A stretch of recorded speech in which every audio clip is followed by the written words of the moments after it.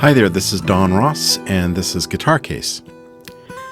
Guitar Case is a podcast dedicated to the guitar, people who make them, people who play them, people who write music for them, anything to do with the instrument.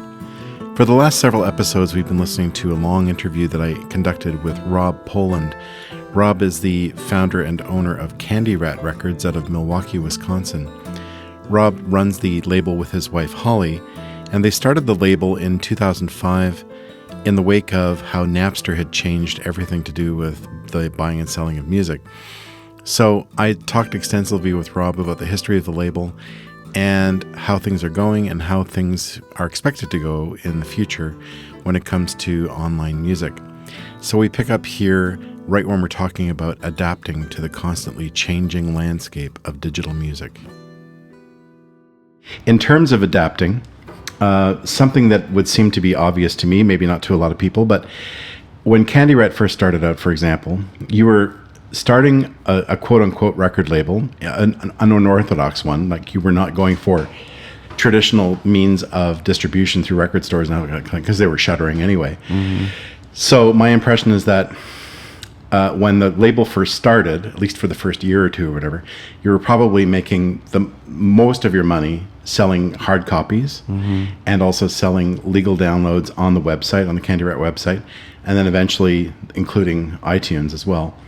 And then, so it seems to me that it was like, for a little while, CDs, then downloads, and then probably things like DVDs and specialty items like that. And then at first, I think there wasn't a whole lot of tablature sales going on, right? And then within a short time, it seems like that almost reversed, you know?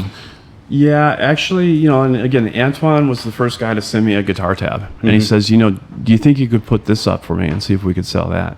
So, and I believe it was around Existence. It might have been, so it was kind of the end of that, the first bubble. And we started to sell sheet music, one song for $5. And it very quickly, we were selling, within a year or two, within 3 years, we were selling as much sheet music in terms of revenue as we were actual music. But that was just on the CandyRat store. So overall, it was a smaller thing. It's a very important thing. And it was maybe 20% of our entire revenue back then, maybe 25, when music streaming came along. Again, the idea of you sell one record for $10, the new idea is somebody can listen to that record and you get 3 cents. Okay, so the consumption of an entire record went from $10 to listen to it and you kind of own it, to now you can listen to that record and you get a half a penny maybe, and Spotify actually pays 3 times more than YouTube. Right. So the model, again, to try to imagine a business that says, I'm going to charge, let's say you sell widgets, anything. And I'll sell 10 widgets for $10. And all of a sudden, those 10 widgets, tomorrow, you can only get 3 cents for them. We survived that transition. That transition happened over a 3 to 5 year period, where Spotify took over the market, and it killed iTunes. Amazon it killed iTunes and every iTunes, look-alike. Right. And now everyone is streaming, and Apple's trying to shut down iTunes. Quite frankly, it's just. But that's such a dramatic shift in an economic model that the fact we wouldn't have survived it had we not had probably 70 or 80 records. Right. At that point in our catalog. So we had good timing in the sense that we were able to build a catalog before we hit streaming, but our revenue has been cut in half. For sure. And now we have 110 records. So it's like Jimmy Wallstein's, the way it feels like to be in the record label business the last few years since music streaming. You have to run really fast to stand still. and that's what it feels like. Why would you want to? You have to keep investing in new records. And maybe $5,000 a record or something is our budget on average, and your return is 3 cents every time somebody listens to that, of which we split 50-50 with the artists. And the weird thing too is I did a post on Facebook not long ago where I figured that I had sort of made my peace with streaming. because I received a few sort of like digital royalty checks that were okay. And I kind of thought, well, it seems to be replacing the sales of hard sales a little bit. But shortly after that, I realized that maybe those are just blips. Maybe those are kind of the performing rights organizations just playing catch up for a few years of work, because now the numbers are way down. And so I've sort of taken the opinion now that, well, there isn't a whole lot you can do about it because everybody likes the convenience of streaming. I mean, I subscribe to Tidal because I started subscribing to Tidal back several years ago before Jay-Z bought them and Beyonce bought them. It was still a company out of Sweden because they were paying the highest royalty rate already. And because artists like Led Zeppelin were letting them stream their music, whereas they weren't letting Spotify. So I thought, okay, well, that must mean something. And they were streaming higher quality audio. Exactly. They would do audiophile sort of stuff. And before that, the one streaming service I subscribed to is Rdio, which doesn't exist anymore. But I subscribed to Rdio specifically because Prince said it was okay. And Prince, of course, was really, really choosy about. I mean, he wouldn't let anybody put his stuff up on YouTube. He had an army of people, sort of digital takedown requests. We've, as a record label, you'll learn about the DCMA Act, which is the Digital Copyright Millennium Act, which says that if you have rights to the content and somebody uploads it, you can submit a takedown request, right? And they have to comply. And it gets a little tricky when the websites are outside the U.S., maybe in a third world country or something like that. But it actually, what we've learned as a label is if they don't comply, you can actually go to their web their web hosting and they will take it down. So that actually kind of works. But we can't afford to hire an army of people. So it's like Prince could. Prince could, but it's our daughter that's been doing that function for in the part-time type thing, like 10 hours a week. So when Prince allowed his stuff to be on Rdio, I thought, okay, well, if somebody who's that protective of his repertoire allows it, then I guess it's okay. And then when I migrated to Tidal, it was the same thing. You could find Prince's stuff on there and Led Zeppelin stuff on there, but not on other streaming services. So I thought, okay, well, that says something to me. And of course, to this day, I mean, I really like Tidal as a service. I think they have a quality product and it pays better to the artists, and it's more expensive, of course, for the high definition version. But I'm happy to pay the extra money for that. For professional reasons, of course, I have to have things like a Spotify membership and an Apple Music membership because I need to monitor things. I need to see what's going on just from a professional angle. But of course, I have a lot of the same beefs that a lot of other artists have. Now, part of the way that I made peace with it at one point was I thought, well, maybe it's important to look at streaming as a kind of radio. It's like radio on demand. It's like this podcast, for example. If you want to listen to this podcast, you just dial it up on your phone or your device of whatever it is, and you choose to listen to episode number 17 of the podcast. Mm-hmm. That's great. That's awesome. And of course, podcasts get monetized the old-fashioned way, just like radio and television, through advertising. So every once in a while, people will hear me talk about a product, and that's how it remains free to use it. The problem with streaming, once I kind of figured, oh yeah, it's a bit like radio, maybe it's not that big a deal, but I realized radio was there at the service of selling hard copy recordings, and Spotify is not, and the other streaming services are not. They're replacements for that. Right. And so even though it feels like radio on demand, it's actually counterproductive to the production of content.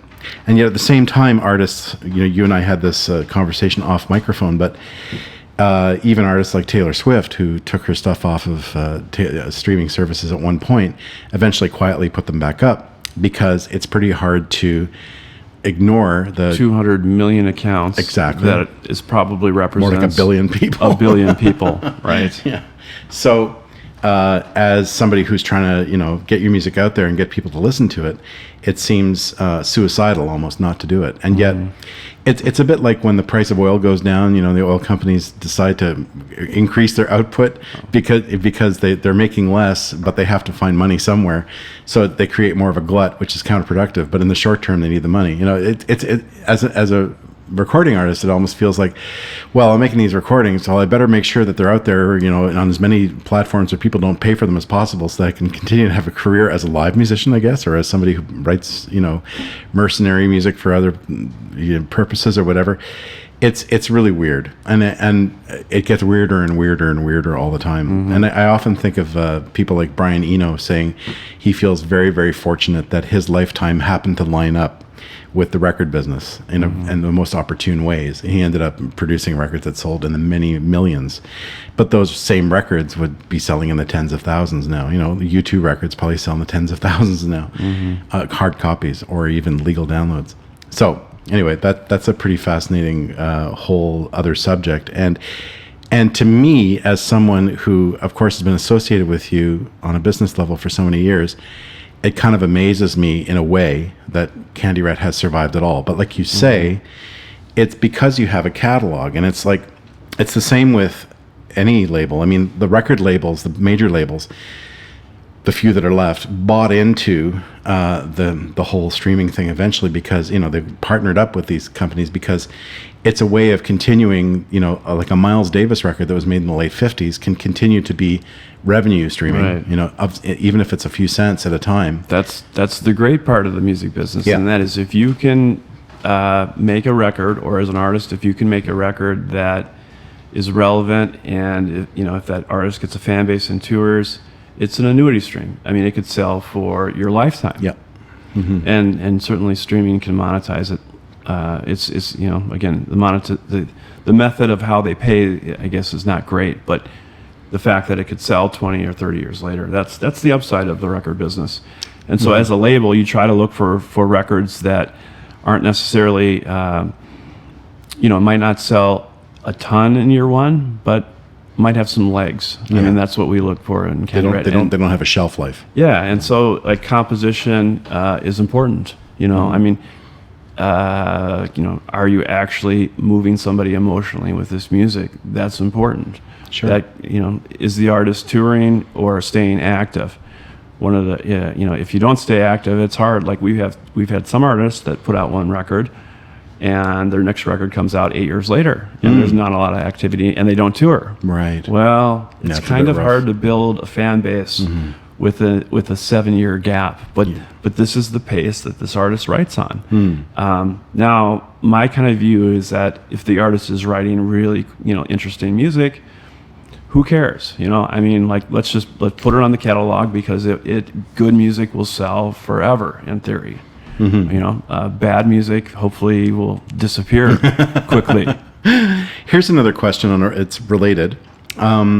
In light of all the various trends of how music has been sold or marketed or whatever over the years, one thing I noticed that you never really got into was the whole development of vinyl records as something that you would want to sell very much of on the site. Now, for example, the records that I licensed to CandyRat, a few of them, I've turned them into vinyl records on my own. Right. And you've bought copies off me, and you do sell them on the site. But did it never feel like a viable option to create at least some vinyl titles? I mean, mail order or ordering music online is almost dead, almost completely dead. The only time like CDs are selling or vinyl, I see sales is at live shows. Right. And we only took a small portion of that revenue, and hopefully the artist would make the large portion of that. Right. And so the issue with vinyl is for us to spend $5,000 in investment to make 1,000 vinyl records. Right. We can't sell it. It's not going to sell in high enough volume online for us to make. It would take probably 20 years. Yeah. To make that money back. We can't afford to wait that long to make our money back. Sure. So as an artist, I can see making an investment in vinyl, if you do a lot of live shows, if you have a lot of live shows, CDs and vinyl, it can make financial sense. Yeah, you can still sell them off the stage, and I haven't seen that online. Even I agree with you. I agree with you. Even my own website, because anything that has the CandyRat stamp on it, you guys sell. But if I do a vinyl version, I sell it on my site, and of course I have a couple of other CDs I decided to do on my own label, and yeah, definitely I've seen that the number of those that I sell in a year now is basically a handful. Right. Even the vinyls. I mean, the vinyls I try to do at a really, I think, reasonable price, and I include free shipping and everything else. But and they're amazing products. Yeah, they sound really good, and they look good. Really they look good. But I maybe sell 10 a year, off the website. Whereas at the shows, I mean, there are some shows in some markets where I'll sell a whole box at a show, and it's just like, wow, that was crazy. Right. My suitcase is a lot lighter. That's Yeah. the one downside of touring with vinyl is they're very heavy. And everybody wants 180 gram vinyl, and they're very picky about it's got to be a boutique item for sure. Well, that's cool. It's good to hear that side of it, because I know that you and I have talked through email and stuff like that. Would you ever consider it? And you said, well, it's not really practical, but I'd be happy to take a few copies of your next album if you're doing it on vinyl, and we'll sell it on the site, and that's great. It's nice to at least have that option. What about things like wave masters? Do people and by that I mean when you record an album digitally, usually most people record at 24-bit bit depth and fairly high sample rates. And if you want to, you can go to the CandyRat site, and for some of the records, those original quality masters, very, very high definition masters, are available for download. And of course, if you're an audiophile and you have a nice hi-fi at home, I mean, they'll sound just as good in your living room as they did in the recording studio. Is there much of a market for that? I'm curious. There's been a small window of time where that is, I mean, the music that we are selling, it tends to be the high quality 24-bit studio masters. The audiophiles are doing that. I think the streaming companies and the online digital companies have kind of noticed that's happening. And so now through The Orchard, our musical distributor, they pretty much tell us to upload the highest quality audio files we have. So I think it's only a matter of time before the streaming services offer, one tier for this quality audio, and this price for the best audio quality. So I think eventually the streaming services are going to take over that business. So it's probably a limited window that we can actually take advantage of selling studio masters directly to the fans. Mm-hmm. But we're still in that window. Mm-hmm. I'm just curious too, because there's been a company called HD Tracks that's been around for a while, and they sell very, very high quality digital recordings. What they sort of specialize in is older recordings that were done analog, and then they sample them at a very, very, very high rate, usually 24 bits, up to 192K sample rate. Now, of course, the jury's out on whether or not a higher sample rate actually matters, because most people in blind tests can't tell the difference between a 44K sample rate and a 192K sample rate. But a lot of people feel on the recording side, well, you should record it as high a resolution as you can, because who knows what the future of the recording business is, and maybe eventually 24 192 will be the standard that everybody needs to use, yada yada. But that hasn't really panned out. When I was still with Neurotta, for example, and Napster came along, one of the ideas they tried was the idea of recording all the new recordings at the highest resolution possible, and they were experimenting with the idea of marketing recordings on DVD audio, which was a thing for a short time. Mm-hmm. And so the DVD bit rate is 24 and the sample rate is 96K, so much higher than a CD resolution. And of course, the ability to turn an audiophile recording into something that sounded truly audiophile was much better with DVD audio. But it just didn't take with the marketplace at all, because already people were just taking music for free. Mm-hmm. And it was pretty hard to convince them to pay a little bit of extra money for a really great sounding disc, when people were starting to think of discs as a big pain in their bum, and like, who needs them? But mostly what they were doing is they were like remarketing Sting recordings and Joni Mitchell recordings and stuff like that. People that I guess they figured that a certain demographic above a certain age would maybe say, hey, I've got the disposable income and I'd really like to hear what Hijira sounds like on really high density recording. And but it just didn't happen. Mm-hmm. So it's kind of the same thing with the, in my experience, with the WAV file thing. I did try offering one of my indie records as waves, and I think I got one order in a year. And I thought, wow, it's kind of funny because it's not like it's a thing that's going to get in the way. It'll just take up a bit extra space on your hard drive or whatever, but it's not that big a deal. But, you know, some things take with the marketplace and some things don't, and who knows why. Yeah, and in this post-streaming world, music business world, I mean, I think a lot of people in the music business, artists and other businesses, are trying a lot of new things to replace some of that lost revenue. T-shirts. Yeah, it's you know, it's T-shirts and certainly it seems like the vast majority of revenue left in the music business is in live performance. Recorded music, I mean, again, I don't know how you could make a business case today that this is any place for new investment. It just doesn't make any sense. Yeah, I think you're absolutely right. You know, and this has been like for the last 3 or 4 years. The last 3 or 4 years, our label, we're only signing artists if we feel like they're making a significant contribution to kind of like the genre and in music. Right. And it's not even about the money. I mean, it's like there's a hope there that something will change in the future, and there will be some money there because, like, if you make a really good record, it will be around for forever potentially.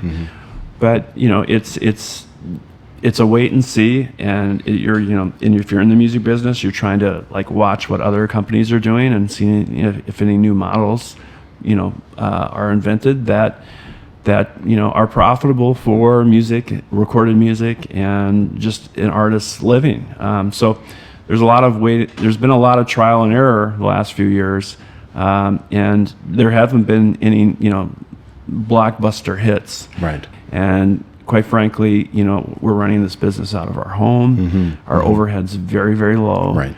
Our kids, we're old enough now that our kids are almost through college, so our expenses are very low. I record my albums in my house, you know, so I don't go to an outside studio, and yeah, you try to keep, you know, costs as low as you possibly can. Yeah, just to survive the downtimes. Now the great side is, it's a fun business to be a part of. If you're working with an artist that is creating some cool new music, and you know you've never heard anything like it, or it's just like a kick-ass song that is amazing, you know, you feel good. And there's not many jobs out there that occasionally you just feel good, like it fulfills your, like, something deep in your soul. Yeah, I hear you. And so we're just trying to kind of like wait and see, keep our costs low. You know, again, we've been fortunate with a couple timing bubbles, and we've made some of the right transitions. Like we made the transition to YouTube with very good timing. Yes, you did. We made the transition to Facebook a little late, but we still were early enough that we did pretty well. Because I don't use a cell phone much. I had bad timing with Instagram, and so I'm behind. You know, as a record label, we're behind on our Instagram, kind of like fans, quite frankly, and just, you know, growing the music through Instagram, which was a missed opportunity. You know, but wait 2 years and it's going to be something else. Yeah. So here's a question. You started a label very guitar based, very devoted to the music of the guitar. Maybe more so than any other label before it. I can't really think of any label that was quite so specialized. There have been things like Windham Hill, but Windham Hill had guitar, it had piano, it had, you know, fiddle, it had all kinds of stuff. It had singers eventually with a sub-label. Kicking Mule, a label from the 70s and 80s, sort of was more of a folk label, and yeah, there were some instrumental guitar albums put out and stuff like that. But they tended to diversify a little bit. You decided to start a label because you love the guitar so much, and you gave a lot of really great players an opportunity to make records and to be heard and seen. What do you think the future holds in terms of guitar virtuosity? Do you see anything that in your crystal ball? You know, what I've seen over the last a few years looking at the demographic information on YouTube, and that is there's less and less young people interested in our channel. Okay, and on the flip side, in popular music, I see more and more of like today's rock stars like Skrillex and Avicii and Deadmau5. These guys that are making multi-million-dollars a year. They're playing in Vegas. They're flying on. The rock stars of the last few years seem to be electronic musicians and producers. Yeah, they're people who have a laptop in front of them in a big light show, and they dance around. Yeah, and they're and quite frankly, a lot of them are just as talented as the CandyRat artists. They've just chosen a different path and to do their composition through the computer, because the computer is getting more and more better sounds and samples of real instruments. Got that right.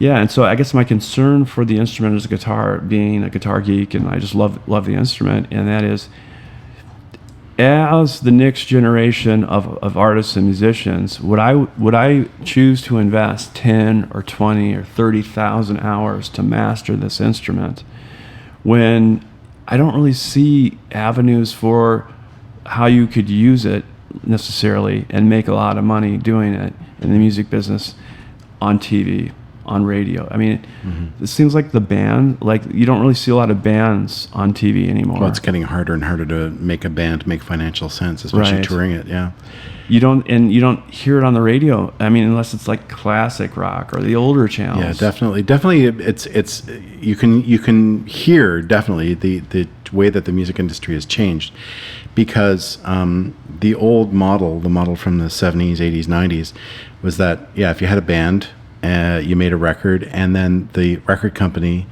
basically supported your touring. Very often they give you tour support, and a lot of bands didn't make much money touring. They made the money because the touring fed the record sales, and they'd make the bulk of a successful band was making a lot of money on record sales. And of course there were acts like Steely Dan that didn't tour for 25 years, and they just put out records, and they could do it just on the strength of radio play and singles and all that kind of stuff.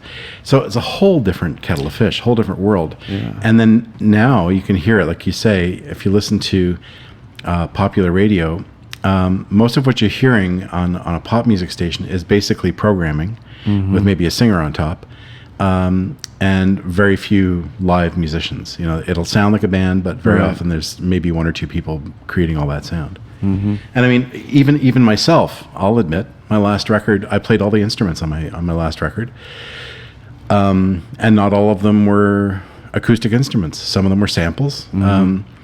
And I did an orchestral project last year. We got to perform the music live with a real orchestra, but the recording I have of it is really great sounding samples, and one live string player that I brought in to do the violin parts again, so I'd have a little bit of that, randomness in the sound. It sounds really good. I mean, it sounds like a real orchestra, but it's just me, and one string player.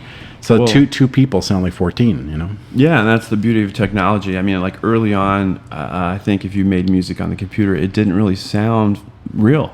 Yeah. Now it's getting to a level where, one person really has an unlimited palette of both real instruments and manufactured sounds. It's really, there's no limit.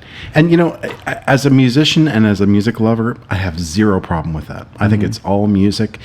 If the end result sounds great and moves you, then it does. I don't care what it was made of. It could be made on an egg slicer. I don't care. Yeah. Like the Imogen Heap record. Exactly. It was one person making. I mean, I'm sure she had guest musicians come in to help with certain parts, but my understanding is she mostly just programmed she it. locked herself in her, at home. And that's 10, 15 years ago. Right. And then before that with Frou Frou, she's been around, like she says, she's been programming on a Mac since she was 10, to make music. Right. So there have been people doing that all along. I see your point, and I understand that, there's maybe, whatever you want to call it, a fear or an acceptance that perhaps virtuosity will mean less and less as we go through time. But I think that has been the case in the past. It's happened for different reasons. Okay. So, for example, I'm old enough to remember when people, really went bananas over a guitar solo, in the middle of a rock song. Oh, yeah. If somebody like Hendrix or Eric Clapton or Carlos Santana or somebody, or later on the super technicians like Steve Vai or whatever, when they would whittly wee on their electric guitars, Right. People were like losing their minds. Right. 'Cause the virtuosity turned their cranks big time. Right. Then I remember very distinctly that sort of, maybe it was the whole rock star excess thing that people got tired of. By the mid to late 70s, disco kind of took over, and disco took over from R&B, and for better or for ill. I think there was actually some really good music in the disco era. There was a lot of crap, there's in every era, but people just remember, they either just remember the good stuff if they were a fan, or they just remember the crap if they didn't like it. And then that kind of gave way to things like punk, the whole punk scene and the early new wave in the late 70s. And that was very much anti-virtuosity. It was like, it was almost like there's a lot of great music being produced, but the feeling was, screw this whole thing about being a rock star. Yeah. I'm an emo, black hair, dyed black hair person who wants to play at CBGB's in Manhattan and in a ripped t-shirt and have beer bottles thrown at me. And that was a reaction to a whole lot of the musical nonsense that in a lot of people's minds that came before. So it seemed like virtuosity was dead then. I remember that time thinking, man, here I am playing this guitar, trying to get as good on it as I can. People are just like being anti that, at the time. So then, that's the whole grunge thing. That's the whole Nirvana. That was more like the 90s. That was still, even that happened after the Windham Hill thing, and Windham Hill appealed to a different group of people who were wanting a much more intimate experience with their music. But, people like Michael Hedges and Alex DeGrassi and those players came out of the Windham Hill thing. Great musicians, great virtuoso players. But then, the grunge thing was kind of a reaction to the 80s, and then the 90s turned into this whole sort of very pop-oriented thing, and more computers generating things. So there have definitely been highs and lows in terms of the concept of what virtuosity means. And before technology got to be so developed, let's say in the 19th century or early 20th century, the only option really was to become a really good technician on the instruments, to become a great keyboard player, or a great violinist, or a great guitar player. Because if you wanted to hear great music, you needed really great technical players. Yeah. And now there are more options. But I'm one of those people who remains optimistic that there will always be some people who really want to be really great on an organic wooden instrument or whatever. Absolutely. That will always be valued, at least by a segment of the population. And certainly the vast majority of consumers of popular media will go a different route. But that's not new, And so I agree with you. I see your point that there's probably a downturn coming. Waves and cycles. I'm starting, I've been able now almost 16 years in this business. So just long enough to see just a couple of those. But I've already seen 3, I would consider. So and it's been a tumultuous time in a lot of ways. Yeah. One of the things I always missed with guitar music was back in my 90s days is the beats, right? So, again, I kind of, on the electronic side, I like that, the bass. And when dubstep came out, sure, it was kind of like, it's a thrashy bass with bass drops, and it's just, any sort of waves and cycles, right, is new and exploded. It's also important not to be too much of a purist, And I've never been a purist about anything musical. There's music I like, there's music I don't like, but just because I don't like it doesn't mean I think it's bad music. Right. To me, there's kind of no such thing as good or bad music. There's music. And there's preference. Yeah, you either like it or don't. Right. And that's individual. And that's totally, like they say in Latin, de gustibus non est disputandum. There's no arguing about taste. Right. And so, I think the future is weird right now. It's hard, mostly from a business point of view. It's really hard to imagine what it's going to be like to be a musician in the next few years. For me, all I can say is that at least I have the live thing going. I can, I'm still young enough and healthy enough to keep touring. I don't know how long nobody ever knows how long they can stay on the road. I mean, some of my favorite musicians are still touring in their 70s and 80s, and I don't know how they do it. But for a lot of people don't want to retire. A lot of people just can't afford to retire. So more power to them. If they still want to play music and still enjoy it, then great. Right. You're only on the planet for a certain number of years. You may as well just do what you want, right? I'm going to try to stay in this business as long as I can to get those beautiful moments every so often. Great. And whatever transition that that I have to make, hopefully I can figure that out. Well, as far as I'm concerned, you've been a really, really courageous guy to do what you've done, and I don't mean that as a condescending thing. I think you've been, a vanguard. A lot of people, over the years, I don't know how many young players have come up to me and said, "Oh man, I really want to get signed to CandyRat. Oh, CandyRat. It really means something to people." Mm-hmm. So, despite all the sort of slings and arrows that we're all having to deal with these days with, how do we do this going forward, nonetheless, even to have made the contribution that you've made up to this point is remarkable. And the fact that there's still a future for it in some maybe, transformative way, is a real testament to the fact that you've been a believer, all these years. And a whole lot of us are thankful about that and really owe a lot to you, so. And CandyRat, and I personally owe a lot to you, Don. So thank you for all your help over all the years. Oh, hey. CandyRat wouldn't exist without Don. That's very nice to hear. Thank you. And he's been, gracious to help me anytime I needed help. Right. So I think people really, they'll learn a lot from all these excerpts to do with the CandyRat history. So once again, my guest here the last few episodes has been Rob Poland, and Rob and his wife Holly run CandyRat Records out of the state of Wisconsin in the United States. And they're responsible really for a whole lot of amazing things that have happened in the world, especially of acoustic guitar, but also in terms of singer-songwriters and electric guitar and all kinds of music over the past many years, and a lot of guitar-based music. So it's been great to have you here, Rob, on the podcast, and we look forward to seeing you again in a couple of years, and maybe we can have another chat about how things have changed up to that point. Sounds great. Thanks, Rob. Thanks, Don. And that was the fourth and final part of my interview with Rob Poland, the founder of CandyRat Records. Make sure to check out CandyRat Records online at candyrat.com. So that wraps up the first 4 episodes of Guitar Case, and we're going to move on next to my interview with Mark Beneteau. Mark Beneteau is a great guitar builder who has built guitars for me since, I always have to think about it, 1997. So it's been 25 years now that I've been playing Mark's guitars exclusively. They're wonderful instruments. So he'll be our first sort of luthier focus on the podcast.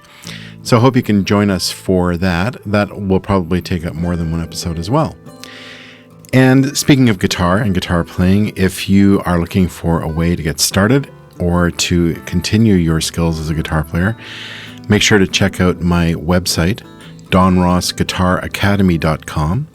And what I have up there so far is my beginner series and the beginning of my intermediate series for guitar. So I can take you either right from the very beginning if you don't know which end of the guitar to blow into, or you can pick it up somewhere in the middle and learn tunes, learn a lot about theory, learn about tunings, learn about slide guitar, all kinds of things. So check it out, donrossguitaracademy.com. All right, see you next time on Guitar Case. Thanks for listening.